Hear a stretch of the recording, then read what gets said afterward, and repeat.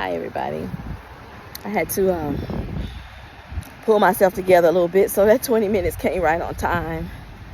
This is harder than I'm making it look, and that's on purpose, because again, I'm not trying to discourage anybody. I just want you to make better choices. Some of you are coming into this environment from working by yourself or certain types of backgrounds.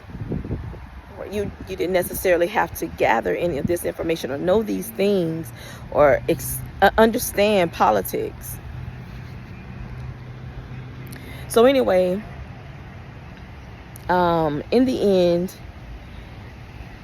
we hugged, and I told him, I know you were talking about me and my braids. I'll be getting them done next week. And he just laughed.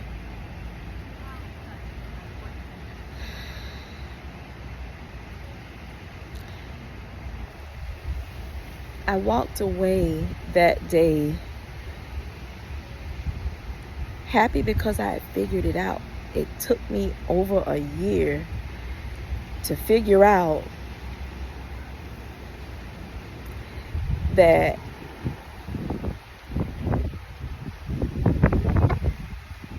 I just shouldn't have taken that dang gum second interview. My mom told me not to take that interview. Because in that interview, I changed the trajectory of my life.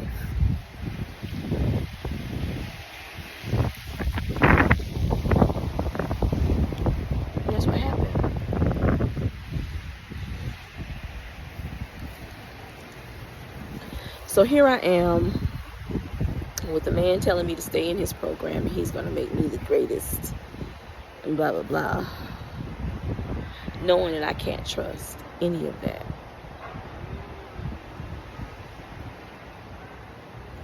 I had friends who said, no, Colby, stick it out. The only person who can fail you is you, until they gotten further along in the program and realized that's not the case. On top of that, the young lady was back in the program, and I had explained to the program director that this second class is a little more forgiving. They're a little slower than the class before because they were younger. So they're going to give you one extra week. But after that week, you're going to have people lined up at your door about that girl. And that's exactly how it went. She was completely harassing. She was cornering people in the bathrooms, in the study room. So the students started locking the door so that if you went into a room to study, other people, they encourage group studies, right? But you got to lock the door behind you because she might come in. And there was this one guy, the story goes, because of his religion, he couldn't be in a room with a woman alone. He had a girlfriend, and he promised his girlfriend he wouldn't do that, blah, blah, blah. He went into a room to study, and the door was open. And she came into the room and cornered him and made him study with her. And then she got on the internet, found the girl, and told her all these stories about her boyfriend, lies. She was harassing him because he wouldn't study with her. And coincidentally, that's how things went in the first semester that we were in school together. There was a guy and two girls. They were all studying together. And then she started doing batshit crazy stuff. And she was being disruptive, and they didn't want to study with her anymore. So she figured the guy was the smartest. And so she wanted him to study with her only. And he wouldn't. And so she harasses him to this very day. There's always something. She is hell-bent on making sure he never practices as an AA. Well, he is hired. But she tried to make the program lose contracts in other places, where the students can go. She was pulling all kinds of stunts on that, what is it called? Discord. CAA page. She was doing a lot. And so here she is, she's back in the program, and she's harassing people here too. And so between him and her, I knew that I was not going to be successful. I couldn't go into a room and study. She'd come in, I leave. She'd pop up wherever I am again, I leave. I need to study. And I don't want to be at home studying, because the environment for me to study is so much better at the school. And I should be able to do that in peace. And that's not happening. He took me out of, well, I think she went to someone in the anatomy department where we had a lab together, and told him I said that because somebody did something to her, I said she was too ugly. She is beautiful, y'all. Oh, this girl is drop dead gorgeous. I'm not lying. I said in all my videos that I have a class full of beautiful people. And she is. She's not black. She's not white. She's other. She's Hindu. Or something. She looks at. I don't want to say the wrong thing. But anyway, she failed out of the program. I think they were going to put her out. She failed out because there were so many complaints and disciplinary actions and stuff like that. That girl went and got a lawyer. And I'm hearing that she's back in the program, and she'll come back in 1 or 2 years. And she's going to do the same thing again to whichever class that she encounters. It scares me that she's in the program again for a 3rd time. It scares me that there's a possibility that she is going to be on a healthcare team in an OR with all of her issues, and she's easily triggered by anything, and she blames everything on that, and so on and so forth. But it seems to me that she has NSU pent in such a corner that if they don't pass her, if they try any of the unscrupulous things to get her out, it's not going to work. And they should be trying something. They should.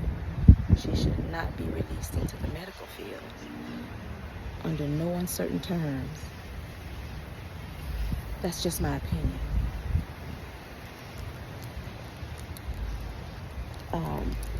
I'm not a professional in the field, so I'm not giving a professional opinion at all. Heck, she's gone further than I have. At least she finished the first semester and failed, but finished.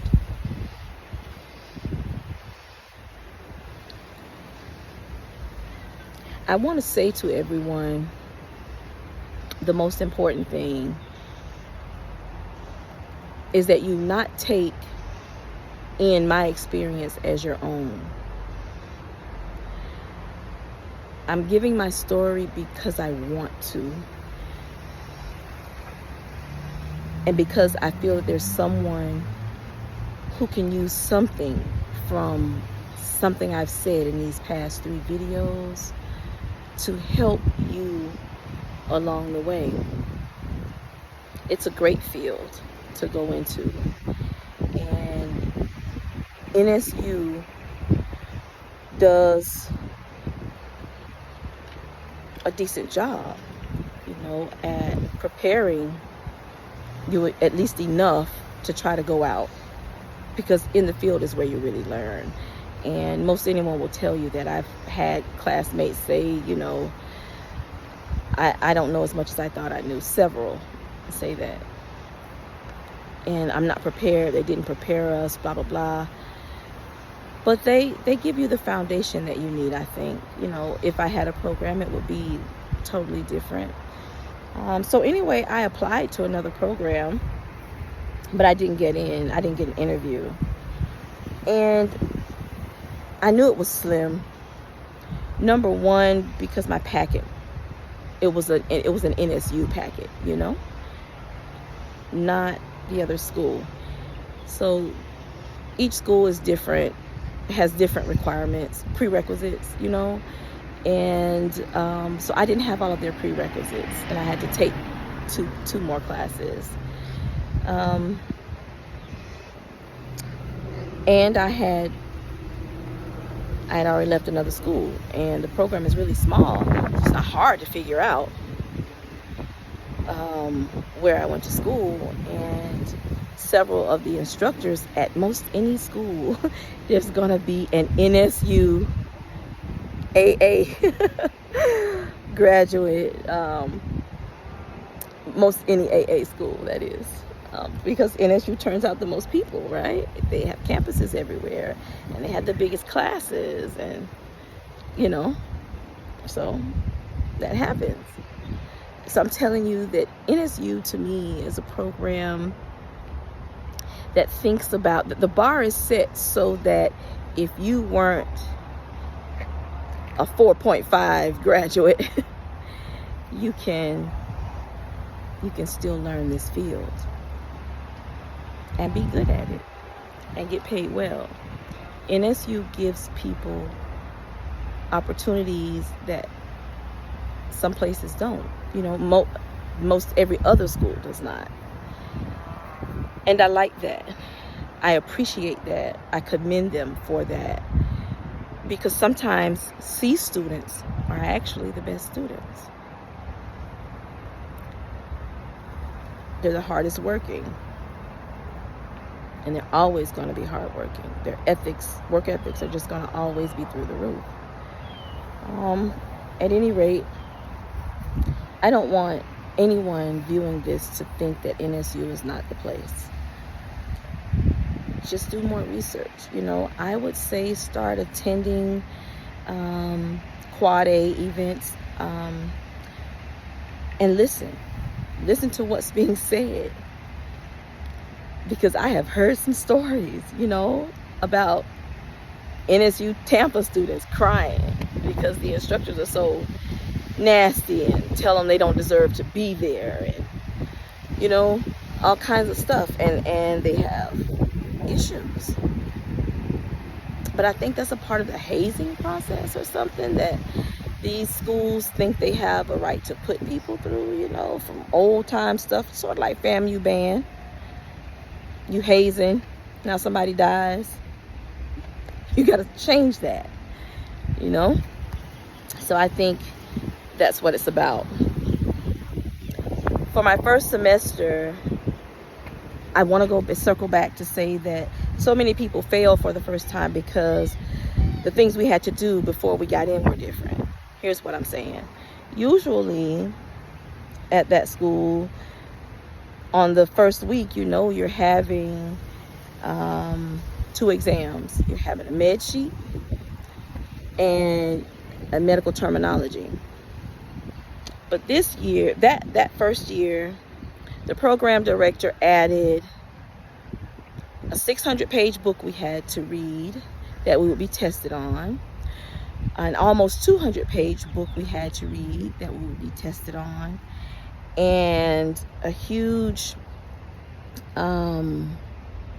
book that we had to create from the med sheet. We had to know different things about those medications. And it turned out to be, for me, 100 pages. You know, if you go to my Facebook page, not my Facebook, my Instagram page, you may see it there. But in one of my videos, I showed the book and I talked about it. I never got my book back. And my book was better than everybody else's. And I heard I got like a 70 on it. A failing grade, just to give me a failing grade is what it was. And you can't dispute that, right? You just can't. That's the shady stuff that I'm telling you about. So, at any rate, we had all these things to do, and we got the assignments like around 2 weeks or so before classes started. So that was it for the study time. And it was crazy. And so that's how people failed. because he gave us all this extra hazing at the last minute and told us we would be tested on it and expected it to be done, and we had to print that book up. We haven't gotten any financial aid, by the way. The school is making us spend more money on academia classes, and classes haven't started, and you got to have this before class. I must have spent maybe $200 or so on print and ink and this and that. I mean, it was crazy, but my book was laid. At any rate, yeah, that's why everybody failed. So many people failed a test that no one had ever failed before.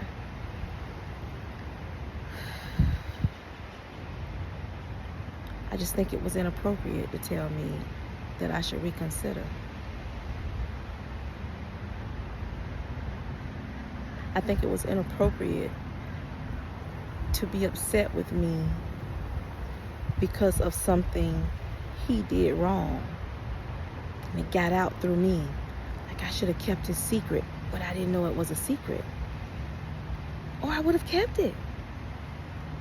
There's no reason not to, right? I mean, none. I wasn't uncomfortable. It was weird. It was different. I wouldn't call it discomfort. But the other young lady, maybe, because she was sitting there with a black man. You know how things go in this country. You know how it goes all over the world. So that's nothing new. But I wasn't. So I'm a black woman. And I wasn't saying it to be malicious or to dry snitch or anything. I was happy. I was proud. When I found out his position, I was like, whoa, that's so awesome. In the medical community, in this area of medicine, there is a black instructor, and there's one in Tampa too, and his program isn't any different. 3 blacks at the most in his program. I think it's a damn disgrace. And they'll say to you, black people aren't applying. That's lies. That's lies. We're applying. Are you marketing? Are you going to black schools? Oh, you know what? That one school that I applied to, VCOM, they went to Tuskegee. And they set up at Tuskegee. And they have black students in their program in their very first class. And their program is structured differently. I like that program. And I wish I had applied sooner. In that year that I was out. But I was in a sunken place. I was in a sunken place. Okay. So that's the story, and I apologize that I had you all wait so long, but I had to be strong enough to tell it. That's what it boils down to, basically. I had to be strong enough to tell it. Today I am in 2024. That is what happened to me in 2022, and why I've decided not to pursue becoming an AA anymore. I'm too old now. I'm 52. That will put me at 54, and I'm not sure that I can do it. I feel old since that.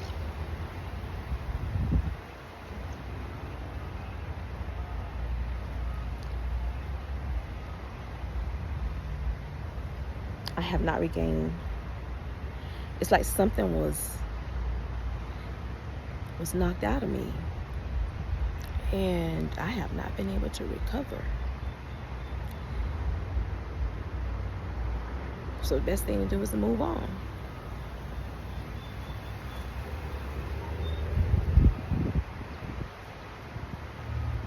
Yeah.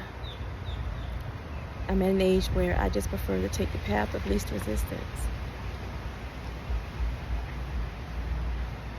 Anyway, entrepreneurship is what I've known since 7th grade, so that's where I'll die, folks.